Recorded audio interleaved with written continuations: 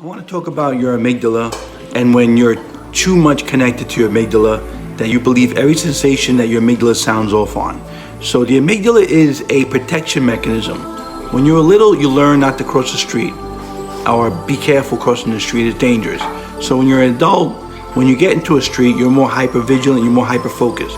That's your amygdala sounding off. But the problem is that people go the other way. The amygdala sounds off on, let's say, a person walking down the street, a guy.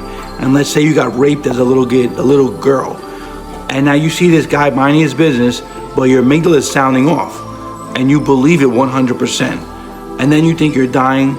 You think you can't remember your name. You can really spiral if you pretty much get married to your amygdala. You have to understand the amygdala is like a little child. It doesn't mean any harm. It's just not that sound, not that updated to understand differences.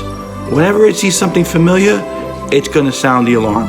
If you're in a hospital for somebody to visit someone, and you were in the hospital for, let's say, 2 months as a little boy or girl, the amygdala is gonna sound off.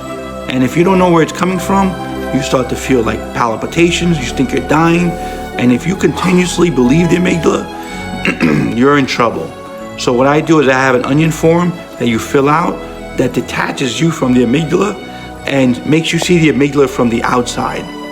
And you continuously write these forms so that you can see the amygdala and know that this is not me, this is just an immature little piece of brain cell here that is sounding off, and it's normal, everybody has it.